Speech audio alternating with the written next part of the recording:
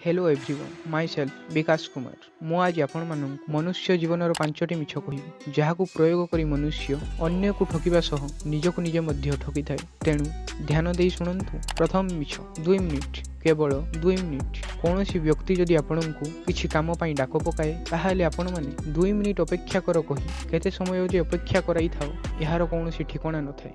एहीपरि करी आपण माने सही व्यक्ति को ठकिबा सह स्वयं निजकु निजे मध्य ठकी थाओ जहा द्वारा आपण माने धीरे धीरे अलसुआ प्रवृत्तिर होई जाई थांती। द्वितीय मिछ आसंता काली अधिकांश व्यक्ति कौन सी कार्य करिबा पई मनरे भावना आसिला मात्रे ही भावंती कामटी आसंता काली करिले आज टिके विश्राम करिले। एही भली भावना रखुथिबा व्यक्ति मानकर आसंता काली केबे आसे नाही एवं जेउ कामटी करिबार थाए ताहा केबे समाप्त हुए नाही। तृतीय मिछ टिके भाबिबा पई दियो टिके भाबिबा पई दियो।